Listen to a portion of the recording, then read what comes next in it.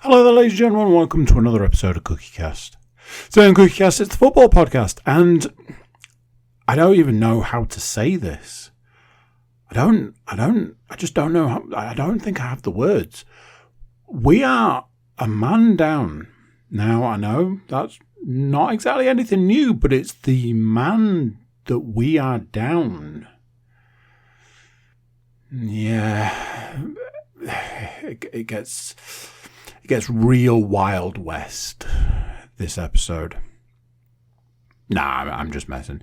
Our illustrious leader on the football podcast is absent, but I know that I have fantastic podcast people to rely on, and yeah, we hold down the fort.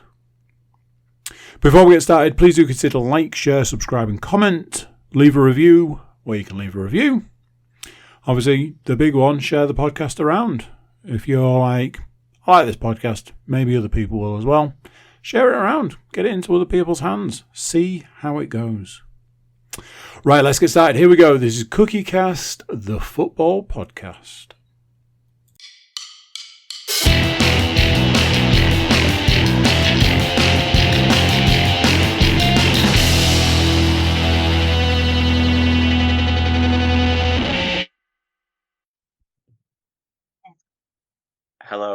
Hello, and welcome along to Not the Wrestling Podcast, even though it's my voice that's coming out first. This is this week's football podcast, and you may already have then noticed that we are a man down, because quite literally, he is man down. We're not sure if it's the flu, we're not sure if it's just some sniffles, but he's not here regardless because, he's been struck down. So, get well soon to Mr. Paul Williams. I'm sure he'll be back fighting fit next week. But in the meantime, he's left me and Mr. Cook and Mr. Moore to waffle at you for a little bit about football. And some of the football is indeed still Middlesbrough based despite his absence. But obviously, there will be some Hull and there will be some Nottingham Forest as well. So, welcome along, gentlemen. Nice to see you again. And shall we get going? Absolutely. Yes. So we've had a little international break. The small matter of England qualifying for the top group of the Nations League, which, if you listen very carefully in the distance, that sound you can hear is nobody giving a shit. So we'll move back to some real football, and we need you now to cast your minds back to the last episode that we did, and we did have 3 games in situ at that time. First of which being Middlesbrough versus Luton in the Championship. Now, Paul has very kindly, despite being on his deathbed, sent through the points, the scores, the whole shebang. So it'll be like the normal football podcast, but just really wobbly led by me instead of Paul going through it with his book as normal. So Paul has sent me the review of the Borough game, and he's given me thus. So the final score for the game as well, before we start, nobody will have seen coming because it was Middlesbrough 5, Luton 1, which is like even off the optimism scale for Andy. I think we can all agree. However, hold that thought for Mr. Cook's predictions. So the first of the Middlesbrough goals came on 30 minutes, and it was scored by none other than Mr. Bergzorg himself. It was a corner from the right-hand side by Azaz to Doak at the near post, who played it back to the penalty spot. Bergzorg lashed it in. The second goal of the game went to podcast favourite Latte Lath on 42 minutes. A scooped pass from Azaz to Latte Lath in the box, controlled it on his chest, and turned beautifully to side foot it into the bottom corner with his left foot. And then moving into the second half, we had a goal for Azaz. So it's like all of the people we talk about finally decided to get their shit together in one game. So on the 51st minute, a ball from Hayden Hackney into Doak down the right-hand side, picked out Azaz about 18 yards out, who finished high into the roof of the net. They didn't mess about. 3 minutes later, Bergzorg got his second of the game, and Azaz involved again, who played a lovely through ball for Latte Lath, shrugged off a defender, laid the ball into the path of Bergzorg, who finished into an empty net. Unfortunately, we do have to talk about the fact that Luton scored a goal. It was scored by Jordan Clark on the 77th minute. Ball was given away by some loose play between Matt Clark and Mika Hamilton. Tom Krause picked out Jordan Clark on the edge of the box, who took a touch and then finished past the helpless Dieng. I'm assuming he means it was a good finish, not just the fact that Dieng had fallen asleep by this point in the game. However, Azaz did pick up his second of the game, so that's Azaz and Bergzorg netting 2 apiece. Azaz, his second came on the 87th minute, which was apparently the pick of the bunch. A throw-in from Aylin on the left ended up at the feet of Azaz just inside the Luton box, where he got the ball out of his feet and curled it wonderfully into the top right-hand corner. Now, I will take his word for that because I haven't seen that last one. I'd seen a few of them, but personally had missed that last goal. So, what does that mean points-wise? Well, Paul had a 2-1 win. Didn't pick up any scorers, but he does get a point for the Middlesbrough win. I had a draw, but I had one of the goal scorers because I had Azaz, so there's 1 point for me as well. Matt had a 2-2 draw, so no points for the score, but he did get Latte Laugh. Andy, we'd all got 1 point until this point, but Andy's tried and tested prediction method of a solid Middlesbrough win with Latte Laugh and Bergzorg to both score. In fact, has reaped some rewards this time because point for the Borough win and 2 points for the goal scorer. So after one game, Andy takes a lovely little, effectively 3-1 lead over everybody on the predictions thus far. Now, you know what they say, Right. Stu? If you fling enough shit. Are you waited until the week that Paul's not here to describe Middlesbrough predictions as flinging shit? Is the See, before using the phrase, I was like, somebody's going to misinterpret that as me saying. that would be me. However, if only I had like a weekly recording where I predict Middlesbrough to win 2-0 every single week, unless they're playing Leeds. Then yeah, I don't know where we could get that from.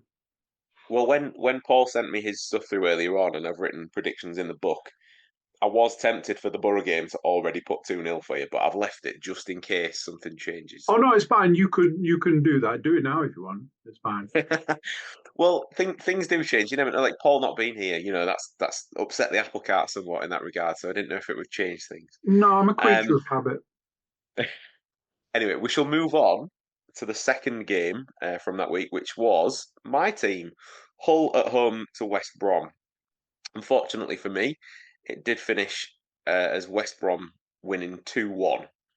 The first goal was an own goal, in my opinion, having been there in person and seen it mere yards in front of my own face. However, Sky Sports did not agree. Decide for yourselves by my wonderful description without any bitterness involved. So there's a move which fed the ball over to the left-hand side of the penalty area to Callum Grant. He did possibly shoot towards goal. Looked a little bit like a cross from where I was sat, in the sense of the angle was very tight. It hit the underside of Louis Coyle's calf, which bounced it into the ground and up, and then it went in off Alfie Jones's knee, shoulder, left testicle, whichever part of him that it seemed to hit at the time. Keeper was well placed for a shot, not when it's taken 2 simultaneous deflections and it just effectively ricochets in. To me, that is not a Carlin Grant goal, but we have to go with the official ruling for the points, which we'll get to shortly. Not too long after that happened, Xavier Simons went and hit the underside of the crossbar. And then about 3 minutes after that happened, West Brom scored what eventually would be the winner. It was a cross put in from the left-hand side, which was headed back across goal, kind of up into the air across goal, though not on the floor. And Maja rose higher than anybody else to head in. There's not really much that Pando could have done about it, to be honest. it was just terrible defending. We all thought, I say we, as in the entire crowd, thought they'd just down tools and give up then, but that wasn't to be, thankfully. Little bit of hope restored in the 40th minute. Charlie Hughes, who was starting to look like an absolute bargain at this point in time, managed to make a run from centre half to put a cross in, which was headed in by João Pedro. And Hull went into half time looking like the better side. They came out from half time with a little bit of a go. Pedro and Slater both missed easy headers in the second half. If anything, they were almost too close to goal because they were certainly on the edge of, if not in the 6-yard box when said headers occurred, and both of them headed over the bar, which was very disappointing. Slater, particularly, it probably looked easier to score than to almost pick me out at the back of the stand. Really, though, by that point, the damage was already done, and the game there was a few chances here and there, but it kind of fizzled out. The most disappointing part about the entire thing was that another game goes by, the substitutions that the manager makes didn't really help the team. They seem to kind of unbalance the team, and that seems to feel like a pattern that's occurring. The certain sections of the fans are not happy. I mentioned last time out in the game that they lost at Oxford. There was some choice chanting going on, and the manager didn't really take too kindly to it. Seemingly this time around, some choice words from the North Stand particularly, and at the end of the game, having just lost, the manager stomped his way to the centre circle, shook hands with the referee, turned to face the fans in the North Stand, raised his arms in a sort of shrug, and then walked straight back down the tunnel without speaking to any of the players or anybody else. I don't know about you guys, but that's the way to really sort of you put yourself over with them players and fans, because I'd suggest that he's lost probably at least some of the locker room and at least probably 50% of the fans now by this point. In terms of the performance overall, which he relied on heavily in his post-match interview, Hull had 67% possession, not too shabby. However, amassed the same amount of shots on target as their opponents. Now, in the post-match presser, he said about 500,000 words, apparently. But when you listen to somebody talking about like a football game like that, and particularly someone that's heavily involved with it, and they have a lot to say, but actually nothing really comes of it. It just kind of went round in circles, and he didn't.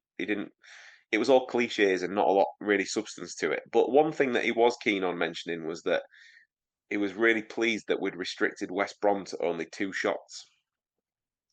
So both teams officially had 3 shots on target, and well done, mate. Hull also amassed 583 passes to West Brom's 295.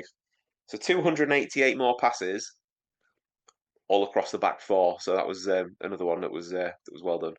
Not great at all. You can probably tell. Not very happy. And for me, he's dug his own grave. Promised attacking football. None of it's happening. Definitely going backwards.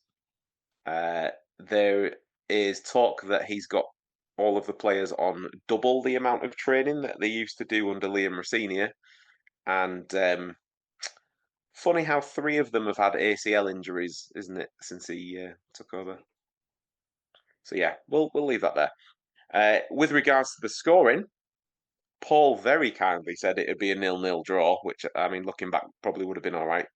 So no points for Paul. I had also gone with a draw, so no points there, but I did have Pedro to score. Andy had gone with a 3-0 Hull win because clearly he'd been, I don't know, drinking something, too much coffee before we did the last podcast. So no points for the score, and unfortunately no goal scorer points either. Matt, however, had obviously had his crystal balls out, and he did get a 1-2 scoreline, so 2 points for that. And not only that, picked both West Brom goal scorers. So Matt gets a huge 4 points from the one game. So currently, after 2 games, it's Paul on 1, me on 2, Andy on 3, but Matt jumping into the lead there with a cheeky little 5-point start from the 2 games. So into the third game, and now you'll be all pleased to know it's my turn to shut up for a little bit, because the game that we're going to talk about is Nottingham Forest versus Newcastle United, and I will pass you over to Mr. Moore. And I want to shut up and not talk about it either, because I don't want to talk about it. It's like the worst case scenario. So yeah, on Sky, I'm going to be brutally honest with you. I've not watched it because I listened to the commentary, heard the result. I'm like, I can't watch it. So the only thing I've seen is Murillo's goal. So it started so well. First half, Forest take the lead through Murillo. First goal for the club. Nice free kicking by Elanga, I think it was, and he headed it into the back of the net. I think he's been desperate to score for Forest for ages now. And if you see kind of extended highlights of lots of the matches, he's really desperate. He's been really, really desperate to score for Forest. There's been some like 40-yard, and good efforts as well, but still 40 yards out. You're not really going to beat anybody from that far out. Unfortunately, Forest's lead didn't last that long. I think just before half time, Isak equalised. A bit of a sweeping move by Newcastle, played into Isak, tucked it in the back of the net. Came out for the second half. Stayed 1-1 for a while, and I thought, it'd be fine. Forest will perhaps play out for a 1-1 draw. And moving into like last 15 minutes, Joel Linton, I think Newcastle played Forest pretty much at their own game, kind of defended deep, hit on the counter-attack, and annoyingly Joe Linton got the second, and then just to put the kind of shitty cherry on the shitty cake, Harvey Barnes came on and scored another counter-attacking one when Forest had kind of brought on their players to kind of try and get the goal back. So yeah, Harvey Barnes again, another kind of counter-attacking move, and yeah, another nice finish. By all accounts, Newcastle with a better side on a couple of Sundays ago, which makes it even worse. I think a lot of the Forest players were looking a bit leggy. I think there's been some players that have had some injuries. It's been quite a frantic start to the season. They have started quite well, but Nuno likes to play the same players a lot. I think even though we've got a better squad this year, Nuno's got to start to use more of that squad so that, apparently Gibbs White looked really leggy after 60 minutes. Elliot Anderson, who came on for him, also looked tired, which is more of a concern. So, yeah, and the worst thing is you're going into the busiest part of the year. The games come thick and fast from Saturday onwards, really. So yeah, disappointing 3-1 win. Still fifth. I think like a lot of Forest fans were complaining about it and kind of thinking. You think once again we're over half. We're at this point in the season, 10, 11 games in. We've got over half the amount of points that we got last season already, and that's over half the amount of points that we got not including the points deduction. So I think we got 36 points last year. We're at 19 now. That is, we do that again after for the next 10 games, and we're safe with the rest of the season to kind of thing. I think people just got a bit carried away, kind of talking to Europe and all that kind of thing. I think some of the teams who've started the season poorly will come back, but I think we're probably safer than previous years. But yeah, 3-1 loss, but yeah, disappointing. I think it's one of them, isn't it, where they've got to think, well, they're probably further up now, further on than they expected to be. I would have thought in many ways.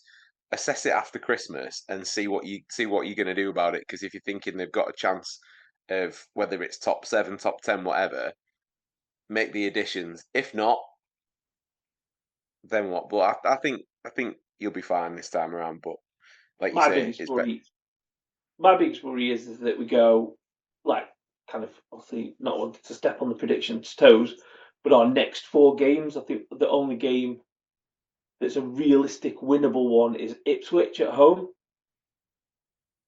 But you don't want Forest to be desperate, and you worry that either we have a bad run of games with bad results, and then we know that the owners trigger happy and can be kind of quite irrational with some things, that he makes an irrational decision based on, oh well, we lost to Newcastle, lost to Arsenal away, perhaps drew with Ipswich at home, lost to Man City, lost to Man United, all of those away, and we're into December, and he's like, well, we've lost 5 out of the last 4 and we drew with Ipswich, that's not good enough. And you kind of think, you're going to go through, we might have dropped down to 10th or something like that, and you think, you're going to be like, well, wait, hang on a minute, we're at 20 points, and that's decent for halfway through the season kind of thing.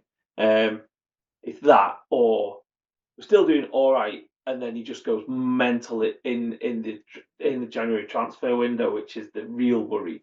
Is that then we're like having to sell Murillo for like 50 million instead of 60 million because everybody knows that we're right up against PSR again, or we're selling Gibbs White or something like that, which is just daft. Mm-hmm. Well, on the back of the 3-1 defeat, then the scoring for the predictions went as follows.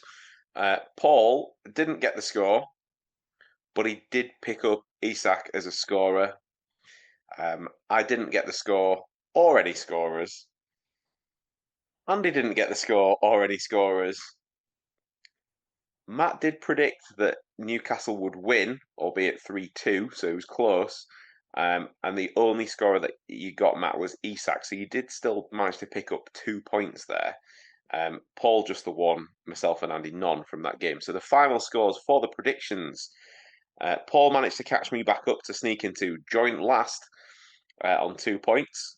Andy, with his 3 points from the first game, sees him on silver medal position, if you like, for the week. But Matt, from 3 games, 7 points. That is unheard of, sir. Well done. That is a right effort. So... And the irony being that I didn't get many points out of the Borough game where there was the most goals.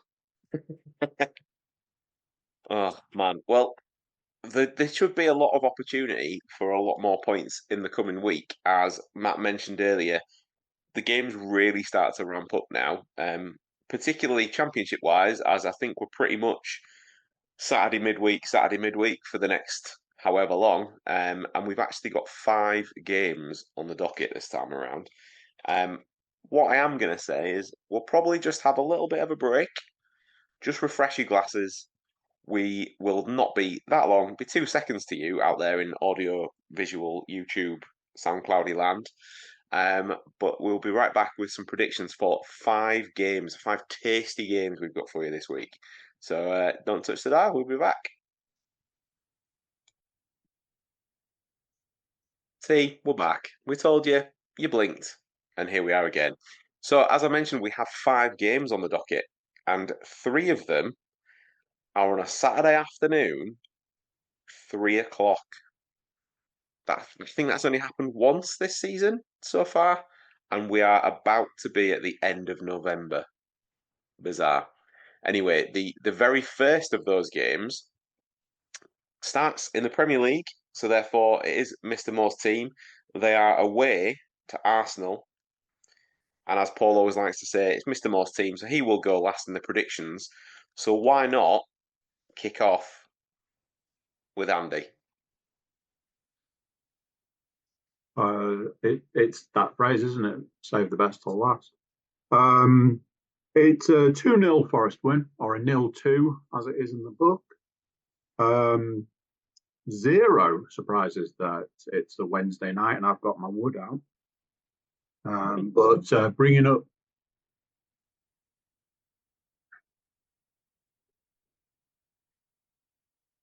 the rear in this is Awonyi, because up the Arsenal and all All right, that. okay. How long have you been waiting to say that? Pretty much since we started recording the podcast.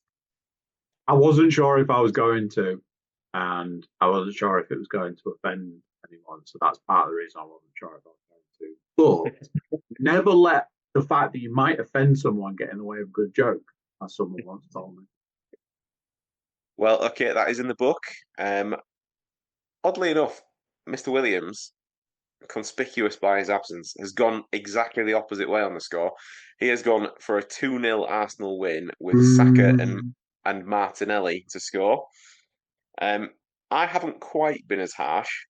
I have gone for a 2-1 Arsenal win with Havertz and Saka to score, with Elanga to score for Forest, which leaves us with the man himself. Mr. Moore, how are your team going to fare up the Arsenal?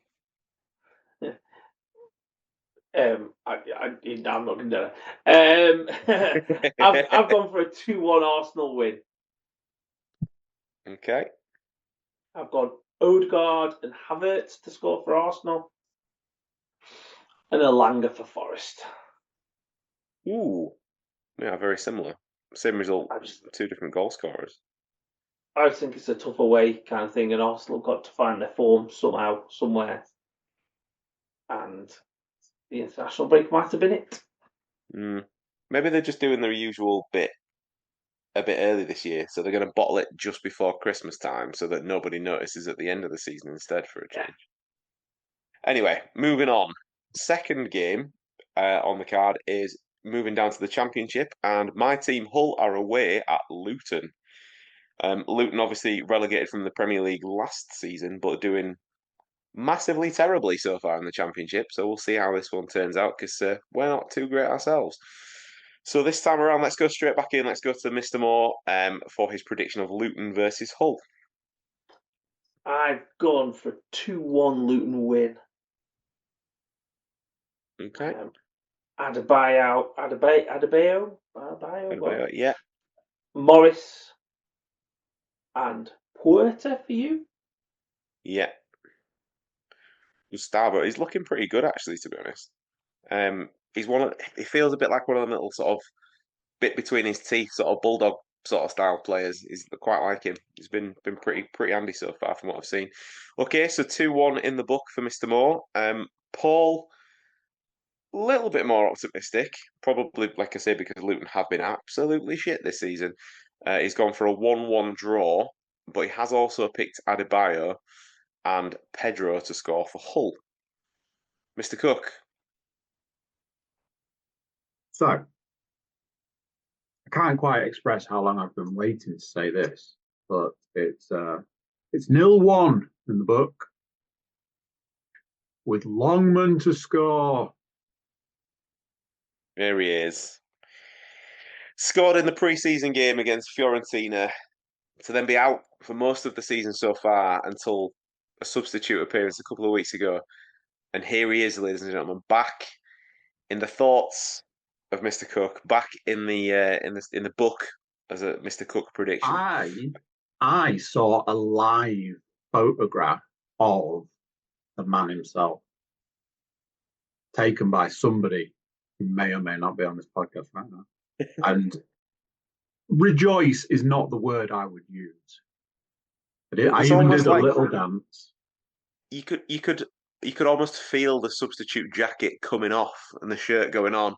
There's just this little kind of from the York direction was the. Honestly, when that goal goes in, because it's going in, I want to see straight down the barrel of the camera, "This one's for you, Andy," and I'll be like.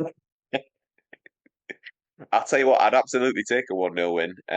Unfortunately, I have predicted a 1-0 win, just not for Hull. And just to end the predictions for this game, I've gone for Bell to score for Luton as well. So there we go, standard. There's a joke there somewhere, but I can't quite work it out. Exactly. So then the third game of the weekend, or final game of the weekend. Middlesbrough are away to Oxford. Obviously, Oxford recently beat Hull. Yeah, it's not really a massive achievement this year, is it? Let's be honest. But it is Paul's team, so therefore he will go last this time around. I'll dive in again. I've gone for Middlesbrough to win this one. Bit of a confidence booster last time out. Effectively, to me, they are playing a worse side.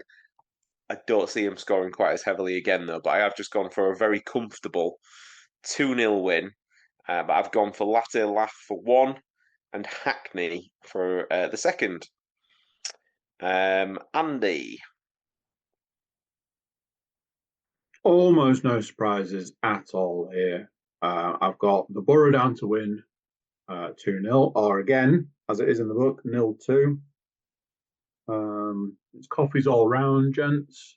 This latte is getting one, and Dr. Bergsorg is getting other. Okay, that's also in the book. Mr. Moore, your Oxford Middlesbrough prediction, please. Oh, he's on mute. He's on mute. It's been a while. I've gone for a 2-1 Borough win. Okay.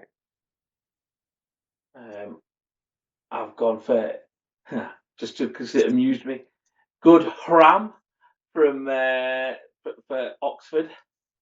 Okay. There's an R in between the D and the H. Who knows why? And and then I've gone Conway and Latte Laugh for the goal scorers for the Borough. Okay, so Conway and Latte Laugh. Okay. That is all in the book. So that is the Saturday games concluded. Don't run away just yet. We are not finishing. As I said, 5 games this week because Tuesday sees the return of night games to the Championship, and Hull are at home to Sheffield Wednesday. Dumped us out of the cup in the exact same fixture, in the first couple of weeks of the season, so we kind of owe them one. The team are probably in a better position in terms of being slightly more established now. Sheffield Wednesday probably aren't on the run that they were at the start of the season. However, these are the sort of fixtures that Hull need to be winning, and therefore, if we don't, I think this could possibly be the final one, the final nail in the coffin, hopefully, for the manager. I'm a little disappointed that he's not already gone at the start of the international break so that we could have got some new ideas through the door, but it's too late for that now. Anyway, enough of me wittering on. Andy, do you want to lead us off on this one? Simple, clean, elegant, 1-0 Hull win. And obviously I've burnt my Longman prediction, so it's time to see Badia get his name on the old score sheet. Okay. And there he goes, straight into the book. Paul has gone for a 2-1 Hull win with Pedro and Longman to score for Hull, and Windass obviously going for not quite all boy, but all boy son connection to score for Sheffield Wednesday. Mr. Moore. I've also gone for a 2-1 Hull win. I've got Pedro and Slater to score. And Windass, son of an old boy rule, kind of for the Sheffield Wednesday. I think I've predicted that every time you've played Sheffield Wednesday. I don't think he scored yet. So It's funny because he seems to do pretty well, but don't know if he's scored. He might have scored against us in that game last season when we had got Tyler Morton sent off incorrectly because that was the one that got overturned. But I think it was that game he scored, but that's the only one I think so far. Okay, which leaves me last. You're all too optimistic. I've gone for a 1-1 draw, and even I felt optimistic putting that one down on paper. I've gone for Pedro to score, and everybody's favourite 90-year-old footballer Barry Bannon to get a goal for Sheffield Wednesday. Right, that leads us to the last game of the predictions, which is Middlesbrough at home to Blackburn Rovers. predicted a 1-1 draw for my team. I've predicted a 1-1 draw for Paul's team. We've got Azaz to score for the Borough and Wyman to score for Blackburn Rovers. Matt? I've gone for a 2-1 Borough win. Azaz and Conway to score for Borough and Wyman to score for Blackburn.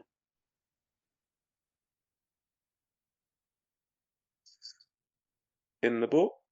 It's in the book. And over to Mr. Cook. 2-0 to the Borough. He's pulling double duty this week. Latte to get another one. And Hamilton for the other. Oh, Mika Hamilton. Is he? I mean, I'm asking the wrong question when he's not on the podcast. Has Hamilton scored yet this season?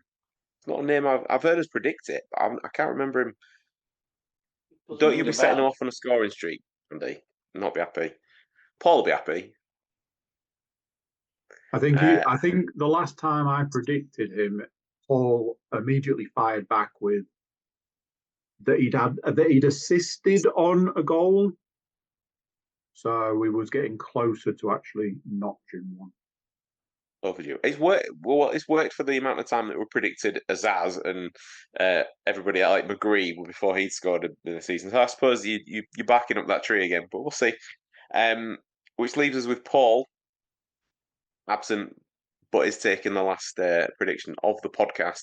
He has gone for a 2-0 home win, another Azaz goal scorer prediction, and one for McGree. Probably on the basis that, again, he scored a little bit earlier in the season, but is now becoming overdue again, I would suggest. But that is it. 5 predictions in the bank. All the games from last time out in the Championship Premier League reviewed that affect us, and looked forward to those that are about to come. So, has anybody got anything else? I've got nothing. I have a little bit, just a little bit.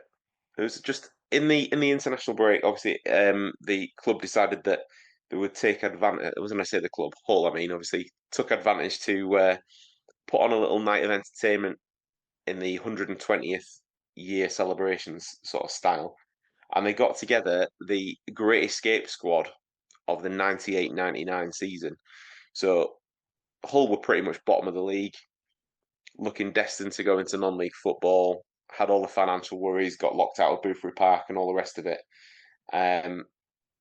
They fired Mark Haitley, who was the manager at the time, and Warren Joyce, who was a player, stepped up to become player coach, who absolutely galvanised the squad and pulled them away, got them to safety. It's one of those seasons that goes down as in club legend, basically, because of how terrible they were, for then how well they did to get out of it. I think they were talking like if they'd have finished the season, if they'd have started the season as well as they finished it, they wouldn't have got promoted or anything, but they'd have been comfortable. But it was quite surreal, really. They managed to get 7 of the squad, including Warren Joyce as the former player manager. So to sit and listen to them tell stories for an evening was pretty cool. Gary Brabin was probably about the star of the show. Absolute unit of a midfielder. Scouse guy. Wasn't afraid of a tackle, shall we say. They discussed his disciplinary record on the evening. I think he settled in the end on 47 red cards was the across his across his career, which is insane. But they were great to listen to. And again, it is another sort of thank you to the club for doing it, really, because the tickets for it were free. There was no, obviously they're going to have made a little bit of money on the refreshments and stuff, but really good night. Managed to go with Rich, who I've been going to football with for a very long time. And yeah, it was good. Really, really well done. So hopefully in the months to come, I wonder if they'll do maybe some more squad reunions, possibly with I don't know, playoff teams or something of that ilk. Or they've already done one with a back-to-back promotion winning side, but sides from the 2004-2005 era, but I missed that one, unfortunately. So yeah, really, really good night. hopefully they'll do some more of the same. One thing that I didn't realise until the night was that they had one of the players that they had for the reunion was Steve Wilson, who was goalkeeper at the time. Completely missed the fact that he is one of the football coaches for my my boys on a Monday night. I was like, I know that guy from somewhere. Turns out that's why. So then when he got up on stage, I was like, yeah, I'm an idiot. So that was my my thing for the night. But yeah, that was just a nice little story from the international break for me anyway. But that is it. If there's nothing else, football podcast for the week done and dusted. Hopefully, Mr. Williams will be feeling suitably refreshed and recharged from listening to this podcast, and will be raring to go again next week to take back those reins. And that's it. Thanks very much. See you next time around. Cheers, guys. So there we go. What do you think of that? I think we did all right. Those guys know their football from their round ball and their square ball. It's all fine. It's all fine. Paul will be back next week. We hope. Before then, if you listen to this and you thought, that's for me, I like that, click the old like button, share the podcast around, subscribe if you already haven't, leave a review wherever you can leave a review, and check out the website, thecookiecast.com. There we've got social media links and an email button, and that way you can get in touch with us. That is it for this one. Until next time, I'm going to say bye, and I'll see you then. Thank you for listening to these grumpy old men talk about football. If you've enjoyed this episode, please like, share and subscribe.